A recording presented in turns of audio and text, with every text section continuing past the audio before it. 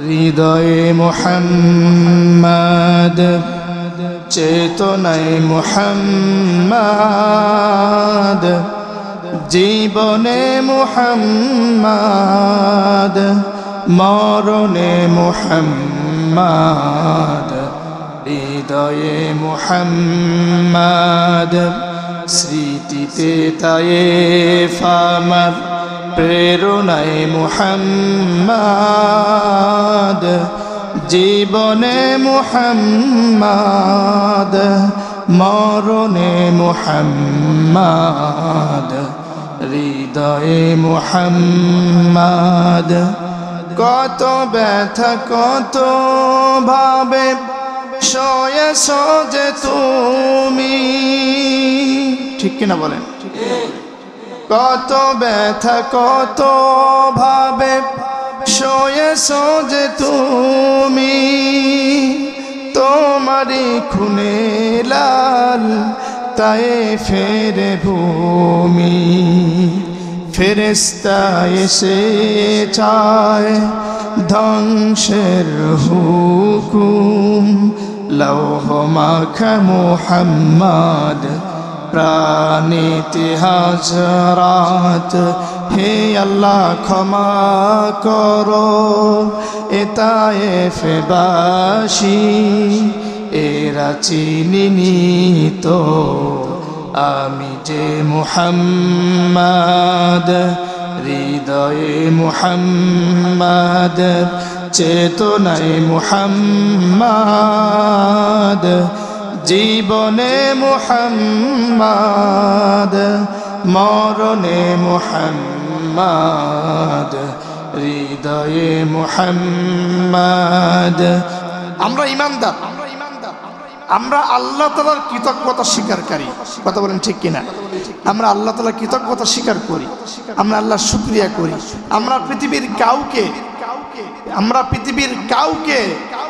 পৃথিবীর স্বার্থ হাসিলের জন্য আমরা পৃথিবীর কাউকে তৈলমর্দন করতে পারি না কথা বলেন ঠিক কিনা হুজুর বলছেন ইযা মুদিহাল ফাসিক ওয়াহতাজালাহুল আরশ যখন ফাসিকের প্রশংসা করা হয় আল্লাহর আরশ তখন কাঁপতে থাকে নাউজুবিল্লাহ বলেন আমাদের সমাজে আমরা কত মানুষকে দেখলাম যখন বক্তৃতা শুরু করে তখন কোন ব্যক্তির নামে বক্তৃতা শুরু করে আবার যখন বক্তৃতা শেষ করে ব্যক্তির নামে বক্তৃতা শেষ করে আসে না নেই একবার বক্তৃতা শুরু এবং শেষে আল্লাহর নাম নেয় না আল্লাহর নাম নিতে পারে না আল্লাহর নামে স্লোগান দিতে পারে না এমন বক্তার বক্তৃতা শোনা জায়েজ নেই কথা বলেন ঠিক কিনা যে বক্তৃতার ভিতরে আল্লাহর নাম থাকবে না যে স্লোগানের ভিতরে আল্লাহর নাম থাকবে না যে স্লোগানের ভিতরে রাসূলের কথা থাকবে না সেই স্লোগান কোরআনের স্লোগান হতে পারে না সেই স্লোগান মুসলিমের স্লোগান হতে পারে না কথা বলেন ঠিক কিনা মুসলিমের স্লোগান হতে হবে মুসলিম স্লোগান দেবে মুসলিমের মতো মুসলিম স্লোগান দেবে সিংহের মতো কথা বলেন ঠিক কিনা মুসলিম ভয় করে কার মুসলিম আল্লাহ ব্যতীত কাকে ভয় করে না আল্লাহ ব্যতীত কারোর ভয় করা তো জায়েজই নাই লাম ইয়াখশা ইল্লাল্লাহ আল্লাহ ব্যতীত কাউকে ভয় করা যাবে না ভয় করার জন্য একচ্ছত্র মালিকানা আল্লাহর আল্লাহ বলছেন তোমরা আল্লাহকে ভয় করো তোমরা আল্লাহকে ভয় করো এবং আশা করো হাদিসের ভিতরে এসেছে আল ঈমানু বাইনাল খাউফি ওয়ার রাজা আশা এবং ভয় এই দুইয়ের ভিতরে ঈমান নিহিত রয়েছে সুবহানাল্লাহ বলেন সম্মানিত উপস্থিতি তাহলে খেয়াল করেন আজকে আমরা যে পর্যায়ে উপস্থিত হয়েছি এমন একটি মজলিস আমরা বসেছি আমাদের দেশে অনেক প্রাণ ঝরে গেছে আমরা সেই সমস্ত প্রাণের জন্য দোয়া করতে চাই ঠিক কিনা বলেন দোয়া করার জন্য আমরা বসেছি আমরা দোয়া করব অবশ্যই আমরা তাদের জন্য দোয়া করব আমরা সেই দিকেই যাচ্ছি খুব খেয়াল করবেন কথাগুলি যে কথাগুলি আমরা সামনে আনতে চাই মনোযোগ দিয়ে কিছু কথা শুনবেন এরপর আমি একটি আয়াত তেলাওয়াত করেছি সেই আয়াতের আলোকে আমরা কিছু কথা বলে সামনের দিকে আগাবো ইনশাআল্লাহ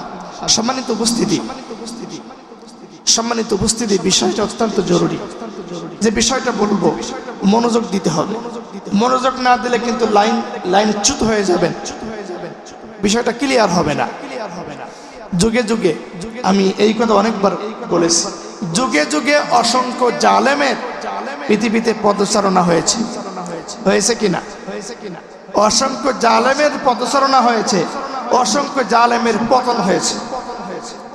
জালেমের পদচারণা যেমন হয়েছে, জালেমের জুলুম যেমন হয়েছে, জালেমের জুলুমের অবসানও তেমন হয়েছে। আল্লাহ তাআলা বড় বড় জালেমকে যেমন পৃথিবীতে পাঠিয়েছেন, সেই বড় বড় জালেমকে শায়েস্তা করার জন্য আল্লাহ তাআলা অনেক বড় কিছু পাঠান নাই, ছোট ছোট কিছু দিয়ে আল্লাহ তাআলা শায়েস্তা করে দিয়েছেন। কথা বলেন ঠিক কিনা? আমরা অনেকবার বলেছি, আবারও বলি, খেয়াল করে, মিশরের সবচেয়ে প্রতাপশালী বাদশা যে নিজেকে আল্লাহর আসনে বসিয়েছিল, বলেন তার নাম কি? একবার ইবলিস ফিরাউন স্পেশাল কামরার ভিতরে বসা, ফিরাউনের খাস কামরায় বসা, হঠাৎ করে মানুষ রূপে একজন হাজির,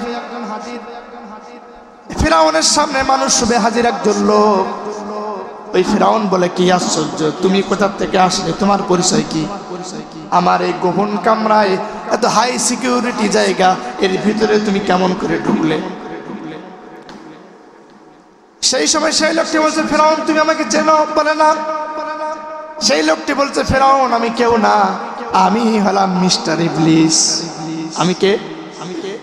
আমি ইবলিস তোমার সামনে। যে কি চাও? বলছে, ফিরাউন আমি তোর সামনে এই জন্য এসেছি, তুই তো আমার চাইতে বড় শয়তান। কি বলছেন? তুই আমার চেয়ে বড় শয়তান। বলছে, কেন? এই জন্য বললাম, আমি ইবলিস আল্লাহর হুকুম না মেনে আমি শয়তান হয়েছি, আমি বিতাড়িত হয়েছি, মালউন হয়েছি, আমি অভিশপ্ত হয়েছি, কিন্তু আমি নিজেকে আল্লাহর আসনে বসাই নাই। আর তুই তো ঘোষণা করেছিস, আনা রাব্বুকুমুল আ'লা, আমি তোমাদের সবচেয়ে বড় রব, তুই তো আমার চাইতে বড় শয়তান, তুই নিজে রবের আসনে বসেছিস। মিশরের ফিরাউন বলতো, ও এলাকার লোকজন দেখো, উন্নয়নের গল্প শোনাতো মিশরের ফিরাউন। আল্লাহ বলেছেন, ফালাম্মা কাশাফনা আনহুমুল আযাবা ইযা হুম ইয়ানকুসুন ওয়া নাদা ফিরআউনু ফি কওমিহি ক্বালা ইয়া কওমি আলাইসা লি মুলকু মিসর ওয়া হাযিহিল আনহার তাজরি মিন তাহতি আফালা তুবসিরুন। আল্লাহ তাআলা বলেছেন, মিশরের ফিরাউন যখন মূসার কাছে ওই সাপের খেলায় যখন পরাজিত হলো, ফিরাউনের জাদুকর যখন মূসার দলে চলে গেল, এই ফিরাউন তখন গিয়ে বলছে, ও এলাকার লোকজন, তোমরা কেন আমাকে ছেড়ে যাওয়া? তোমরা কি দেখো না আমি নীল নদের পানি কিভাবে প্রবাহিত করি? নীল নদের দুই পাশে শস্য শ্যামল হয়, আমি কি সুন্দর পরিবেশ তৈরি করেছি। মানে হলো মূসার কাছে আদর্শে না পেরে উন্নয়নের গল্প শোনাচ্ছে। বুঝছেন কথা? উন্নয়নের গল্প শোনাচ্ছে যে আমি তোমাদের জন্য মিশরে দেখো এখানে কি করেছি, কি উন্নয়ন করেছি, দুই পাশে এখানে উন্নয়ন করেছি, এখানে ই করেছি। আম্মানা খায়রুম মিন হাযাল্লাযী হুয়া মাহিনু ওয়া লা ইয়াকাদু ইউবিন। আর আমি তো মূসা চাইতে ভালো, কারণ মূসা তো ভালো করে কথা বলতে পারে না, মূসা তো ভালো বক্তা না, আমি তো ভালো বক্তা, আমি তোমাদের সামনে সুন্দর করে কথা বলতে পারি। তোমরা কেন মূসাকে মানো? তাহলে তারা মূসার বিরুদ্ধে তার কমকে বোঝাচ্ছে আমি তোমাদের উন্নয়ন করেছি, আমি মূসার চাইতে ভালো। আমরা দেখছি অনেক মানুষ বলেছে, অতীতের অনেক মানুষ বলেছে, আমি ক্ষমতা আছি বলে আমাদের দেশের মানুষের আয়ু 70 বছর হয়েছে। নাউজুবিল্লাহ বলবেন না? চিন্তা করতে পারে, মানুষের আয়ু 70 বছর হয়েছে, তার নাকি দয়া। নাউজুবিল্লাহ বলবেন না? মানুষের হায়াতের মৌতের মালিককে, সে বলছে আমার ক্ষমতা আসার কারণে মানুষের গড় আয়ু বৃদ্ধি হয়েছে, এই করেছি সেই করেছি। অর্থাৎ একই রকম বয়ান, উন্নয়নের বয়ান, যে বয়ান ফিরাউনও মূসার কাছে আদর্শে পরাজিত হয়ে ফিরাউনও উন্নয়নের বয়ান ছেড়েছিল। কথা বলেন ঠিক কিনা? 2 2 4 কে মিলাতে পারছেন? 2 2 4 কি মিলছে? এবার খেয়াল করেন সম্মানিত উপস্থিতি, মিশরের ফিরাউন তখন চিন্তা ভাবনা করল, মূসা যেভাবে দাওয়াতি কাজ করছে, মূসার দাওয়াতি কাজ তো চালানো, মূসার দাওয়াতি কাজ চলতে দেওয়া যাবে না। মুসার দাওয়াতি কাজ চলতে দেওয়া যাবে না। ফিরআউন তখন তার স্পেশাল সভা ডাকলো, স্পেশাল সভা, যে সবাই তার স্পেশাল লোকদের নিয়ে, মনে করেন মন্ত্রী পরিষদ নিয়ে ফিরআউন বসেছে। বসে বলছে ওয়াকালা ফিরআউনু যারুনি আকতুল মূসা ওয়ালয়াদউ রাব্বা। এই ফিরআউন বলছে, হে আমার লোকজন, তোমরা আমাকে সুযোগ দাও, আমি যেন মূসাকে হত্যা করতে পারি। নাউজুবিল্লাহ বলেন।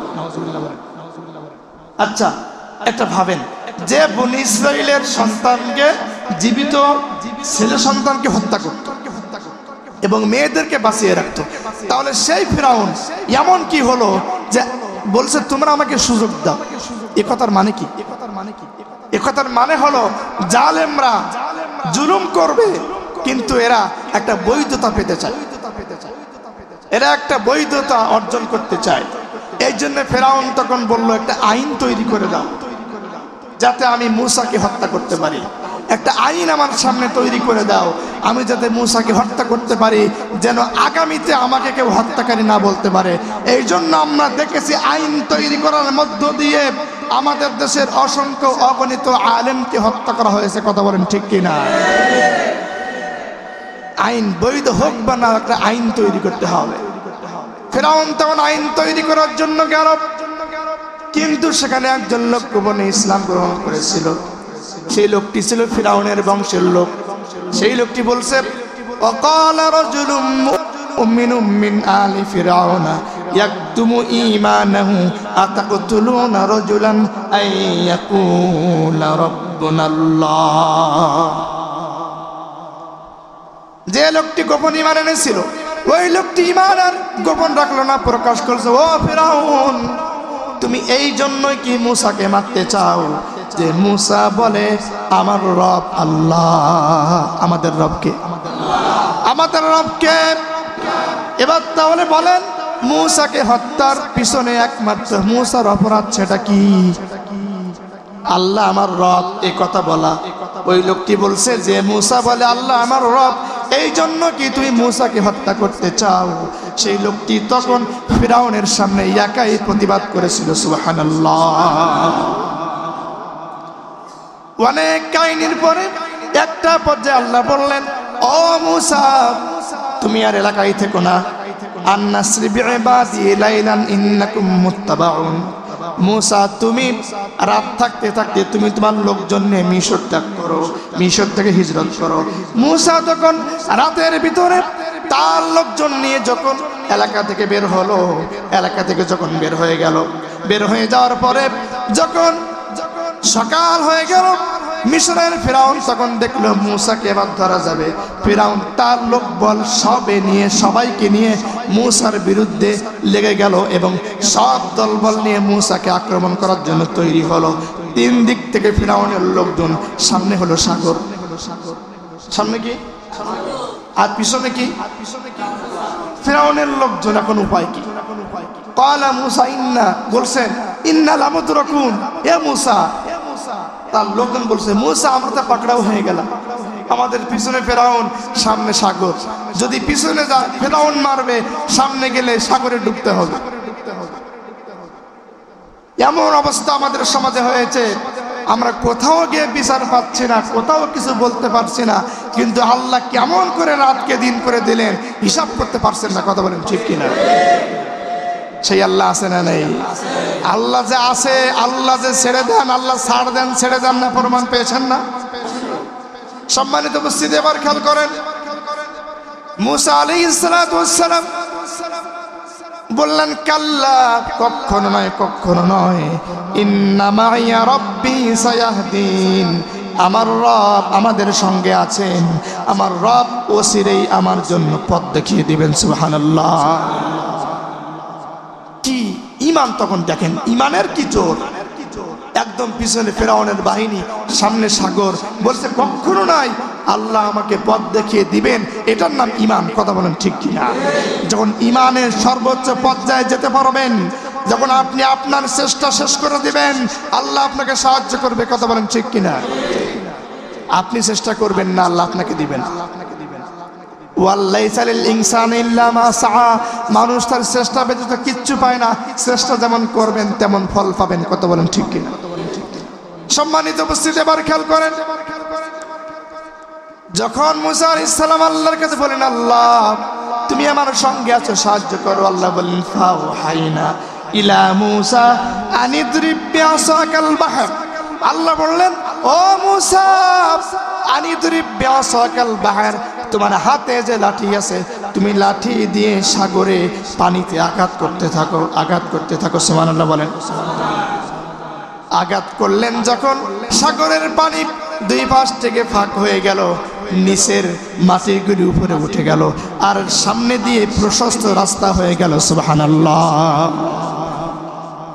রাস্তা যখন হয়ে গেল, মুসা আলাইহিস সালাম তার লোকজন নিয়ে পার হয়ে গেলেন। এবার পিছন থেকে ফিরাউন তার লোকজন নিয়ে হাজির। এসে দেখে আশ্চর্য, রাস্তা সাগরের মাঝখানে রাস্তা থেকে আসলো। ও তখন বলছে, তোমরা জানো না রাস্তা আমার বাপ তৈরি করে রেখেছিল, রাস্তা আমার বাপ তৈরি করে রেখেছে। মানে সব জায়গায় বাপের নাম নিতে হবে, সব জায়গায় বাপের নাম নিতে হবে। এমন লোক আছে কিনা বলেন? সব জায়গায় বাপের নাম নিতে হবে।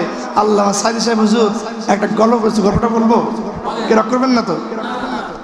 আল্লামা হুজুর একটা গল্পের ভিতরে বলছিলেন যে একজন বিদেশি লোক, উনি এসেছেন আমাদের দেশে। আসার পরে এসেছেন আমাদের দেশে, আসার পরে উনি ঢাকায় গিয়েছেন, দেখেন বিশাল বিশাল বিল্ডিং।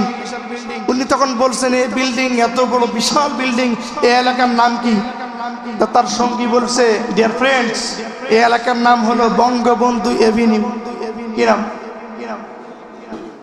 আপনি অনেকে চেনেন হয়তো, তাই না? বঙ্গবন্ধু এভিনিউ। এবার গেলেন কিছু দূর, দেখে বিশাল লাইট জ্বলছে। বলছে ওখানে কি হচ্ছে? বলে ওখানে খেলা হচ্ছে, চলো যাই। গেল ওখানে, বলে স্টেডিয়ামটার নাম কি? বলে বঙ্গবন্ধু স্টেডিয়াম। কি নাম? বঙ্গবন্ধু স্টেডিয়াম। আচ্ছা ঠিক আছে। এবার এখানে কি হচ্ছে? বলে বঙ্গবন্ধু গোল্ড কাপ টুর্নামেন্ট হচ্ছে। কি হচ্ছে?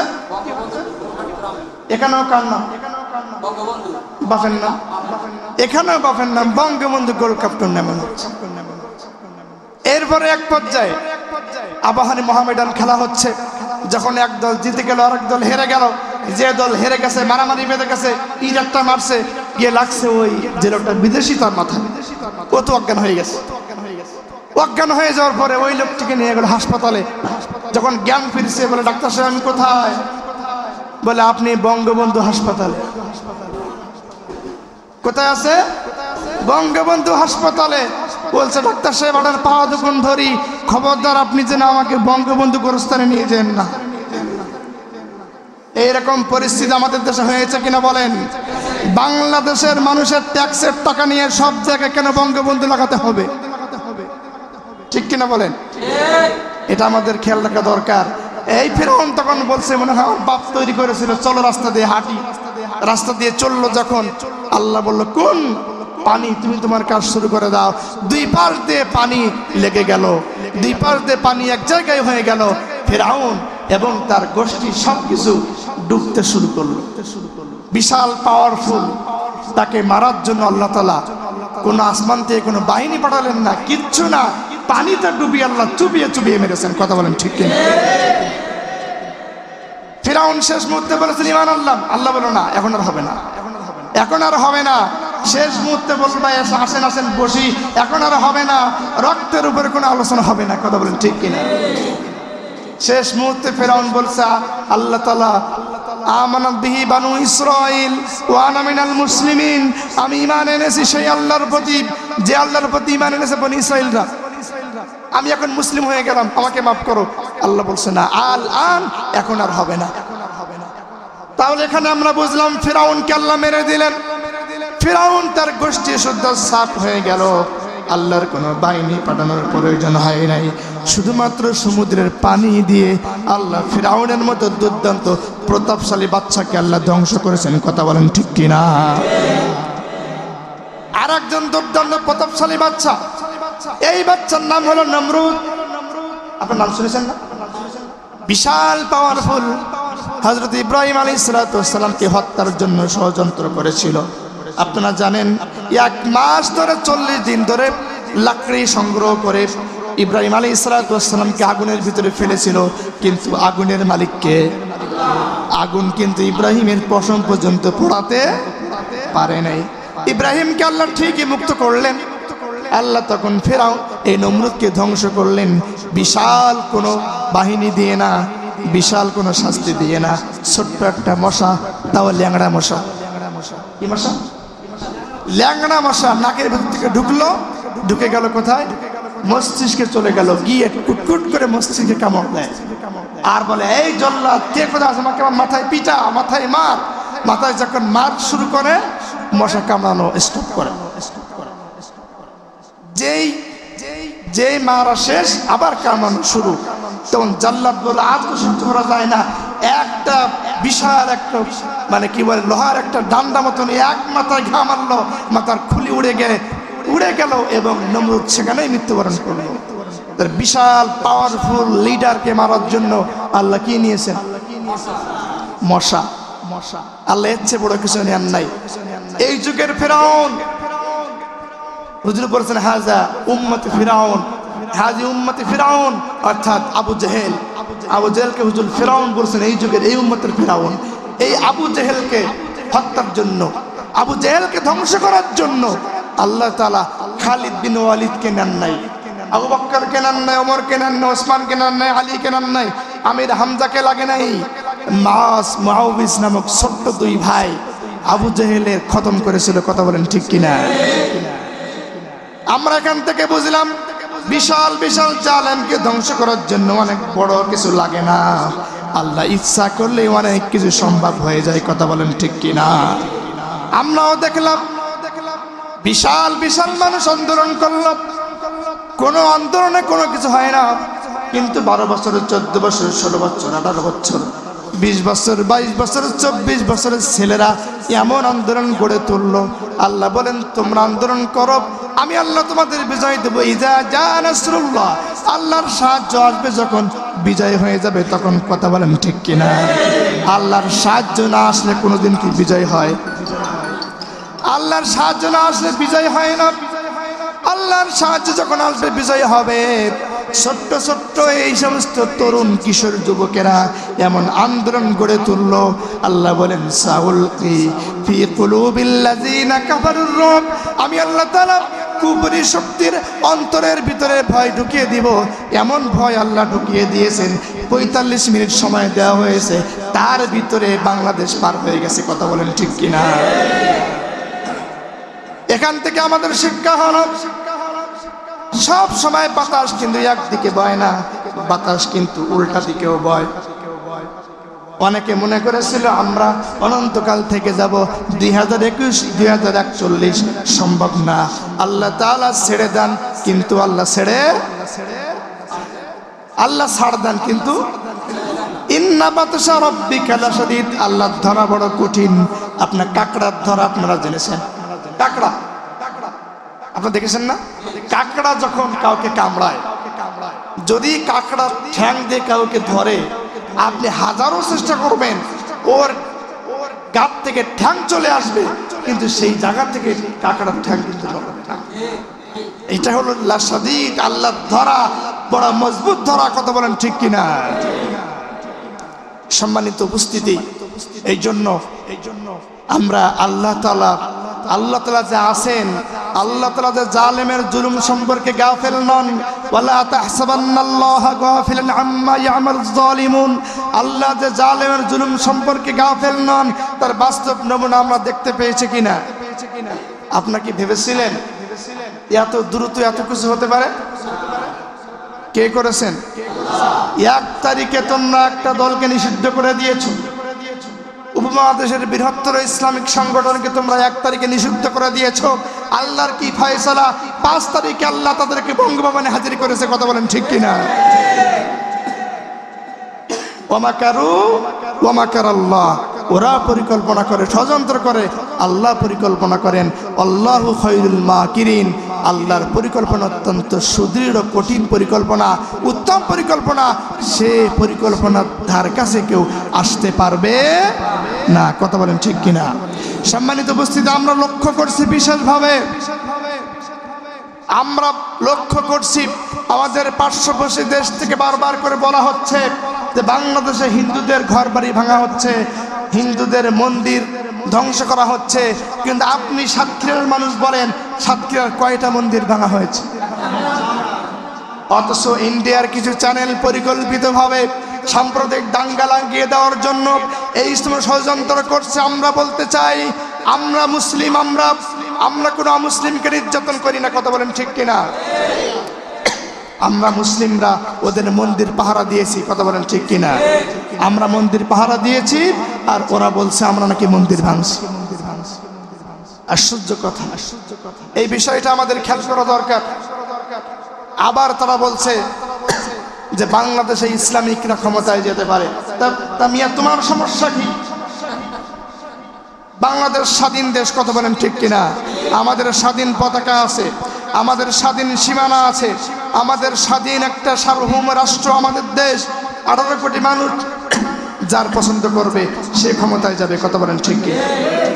এই ব্যাপারে তোমরা নাক গলাতে আসবে না, নাক গলাতে আসবে না। আমরা বাংলাদেশের মানুষ, আমরা কিন্তু আমাদের হাতে অস্ত্র নাই, কিন্তু শহীদ আমাদের শহীদ যে তিতুমির ছিল তার বাঁশের লাঠি কিন্তু আছে, কথা বলেন ঠিক কিনা? ওয়ালাকাদ আতাইনা লুকমানুল হিকমা, লুকমান আলাইহিস সালাম নবী না ওলি ছিলেন, তার নামে আল্লাহ সূরা দিয়েছেন, সুবহানাল্লাহ বলেন। তাহলে আল্লাহর ওলিদের কারামাত সত্য। আল্লামা সাইদি সাহেব হুজুর 1999 সালে বক্তব্য দিয়েছিলেন।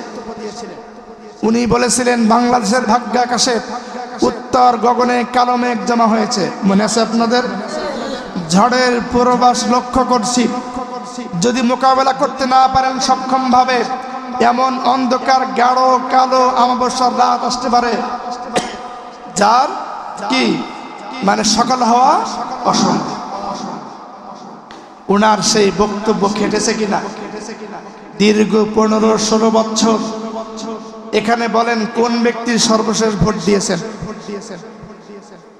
নির্ভয়ে কোন ব্যক্তি ভোট দিতে পেরেছেন? পারেন নাই। কত আলেমদেরকে হত্যা করা হয়েছে, কথা বলেন ঠিক কিনা? বিনা অপরাধে আলেমদের জেলে নেওয়া হয়েছে। আমির হামজা, আল্লামা মামুনুল হক সহ আল্লামা জুনায়েদ বাবু নগরীর মতো একজন আলেমের দাড়ি ধরে টান মেরেছে। ওনাকে ওযু করার জন্য পানি পর্যন্ত দেওয়া হয় নাই। শাহ আহমদ শফির মতো একজন জগৎ বিখ্যাত আলেমকে তারা বলেছে তেতুল হুজুর, এই কথা বলে তার চরিত্রের কালিমা লেপন করার চেষ্টা করা হয়েছে। আল্লামা সাইদি সাহেবকে ধর্ষক বলা হয়েছে, নাউজুবিল্লাহ বলেন। এই সমস্ত কথা তারা বলেছে। হুজুর বলেছিলেন সেই সময় যদি আপনারা মোকাবেলা করতে না পারেন তাহলে সামনে কিন্তু কঠিন বিপদ। সেই বিপদ ছিল কিনা বলেন? যখন মোকাবেলা করতে পেরেছেন তখন আল্লাহ তাআলা সেই বিপদকে দূরীভূত করে দিয়েছে, কিন্তু এখনো কিন্তু ষড়যন্ত্র বন্ধ হয় নাই, কথা বলেন ঠিক কিনা? এখনো ষড়যন্ত্র চলছে, এখনো ষড়যন্ত্র চলমান আছে। আমাদের দু চোখ খোলা রেখে কাজ করতে হবে। সম্মানিত উপস্থিতি, উনি আরেকটি পর্যায়ে বলেছিলেন যে আপনারা আমাদের মৌলবাদী বলেন। মৌলবাদী মানে যারা মূলকে বিশ্বাস করে, মূল হলো কোরআন, কথা বলেন ঠিক কিনা? কোনো সন্দেহ আছে? আল কোরআনের উপরে আর কোনো কিতাব কি আছে? আল কোরআনের সকল বিধানকে আমরা মানি কিনা, বিশ্বাস করি কিনা? তোমার বিজ্ঞানের সাথে মিলুক বা না মিলুক, তোমার দর্শনের সাথে মিলুক বা না মিলুক, আমরা কোরআনকে বুকের ভিতরে ধারণ করি, কথা বলেন ঠিক কিনা? যদি কোনো ব্যক্তি কোরআনের বিরুদ্ধে বলে, যদি কোনো ব্যক্তি রাসূলের বিরুদ্ধে বলে, যদি কোনো ব্যক্তি ইসলামের বিরুদ্ধে বলে, বাংলার 18 কোটি তাওহীদি জনতা তাকে বাংলার জমিন থেকে ঝেঁটিয়ে বিদেশ পার করে দিবে, কথা বলেন ঠিক কিনা? উনি বলেছিলেন তোমরা আমাদের মৌলবাদী বলো, যদি আমরা মৌলবাদী হই তোমরা হচ্ছে আগাবাদী। তোমরা কি আগাবাদী? ওই সময় মূলে ছিল 12 কোটি, এখন মূলে কত? 18 কোটি। 1.5 কোটি হিন্দু বাদ দিলাম, মূলে আছে 16 কোটি। সেই 16 কোটির গোড়া যদি টান দেওয়া হয়, উনি বলেছিলেন মূলের গোড়া থেকে টান দেব, এমন টান দেওয়া হবে মামু বাড়ি দিল্লি গিয়ে পড়বা। উনার সেই কথা বাস্তব হয়েছে কিনা মুসলমান আওয়াজ দিয়ে বলেন। এখন কোথায় আছেন তিনি? অথচ আল্লাহর ওলিদের কারামাত সত্য। উনি কি জানতেন উনার কথা এভাবে বাস্তব হবে? অথচ আমি বইয়ের ভিতরে দেখলাম, কিতাবের ভিতরে দেখলাম, আল্লাহর ওলিদের কারামাত এমন, তিনি যে আল্লাহর ওলি তিনি নিজেও জানবেন না, এমনও হবে তিনি নিজেই জানবেন না যে তাকে মানুষ কত ভালোবাসে। উনি নিজেই জানতেন না যে উনার জন্যে 250 থেকে 300 মানুষ একদিনে জীবন দেবে। আপনারা জানেন না, ইতিহাস ভুলে গেছেন নাকি আপনারা? সম্মানিত উপস্থিতি, এই জন্য আমরা স্পষ্ট ভাষায় বলতে চাই, আল্লাহর ওলিদের কারামাত সত্য আমরা নিঃসংকোচে বলতে পারি। আল্লামা সাইদি সাহেব আল্লাহর ওলি, কথা বলেন ঠিক কিনা? উনি ওলির দাবি করেন নাই। উনি বলেছিলেন আমি কিন্তু এই পথের লোক না, আমার বাবা কিন্তু ফুরফুরা শরীফের মুরিদ, আমি সেই পথের লোক, কিন্তু আমি সেই ফুলের পথকে বাদ দিয়ে আমি এই কণ্টকাকীর্ণ পথকে বেছে নিয়েছি। এই জন্য আমি আল্লাহর প্রিয় বান্দা হতে চাই। কথা বলেন ঠিক কিনা? আমাকে যখন কেউ প্রশ্ন করে কেন বেছে নিলে এই পথ, কেন বেছে নিলে বিপদ, জবাবে তখন বলি মৃদু হেসে যায় চলি, বুকে মোর আছে হিম্মত। ঠিক কিনা বলেন? হিম্মত আছে কিনা আমাদের? যদি আবার অবস্থা অনুকূল হোক প্রতিকূল হোক, ইমানদার সবসময় ইসলামের পক্ষে থাকবে। কথা বলেন ঠিক কিনা? আমরা চাই আগামীর সরকার। আমরা অনেক কিছু দেখেছি, আমরা লাঙ্গল মার্কা দেখেছি, আমরা ধানের শীষ মার্কা দেখেছি, আমরা নৌকা মার্কা দেখেছি, আমরা ফখরুদ্দিন মঈনুদ্দিনকে দেখেছি, আমরা খন্দকার মোশতাকের হোসেন দেখেছি, আমরা 71 থেকে 75 দেখেছি, আমরা এখনো কোরআনের বাংলাদেশ দেখতে পাই নাই। কথা বলেন ঠিক কিনা? আমরা চাই আগামীর বাংলাদেশ হবে কোরআনের বাংলাদেশ। আমরা চাই আগামীর বাংলাদেশ ইসলামের বাংলাদেশ, আগামীর বাংলাদেশ আলেম ওলামার বাংলাদেশ, আগামীর পার্লামেন্ট কোরআনের পার্লামেন্ট। যদি কোরআনের পার্লামেন্ট হওয়ার জন্য, ইসলামের জন্য রক্ত দেওয়া লাগে, জীবন দেওয়া লাগে, শহীদ হতে হয়, কে কে রাজি আছেন সেই পথে? দুই হাত তুলে আল্লাহকে দেখান।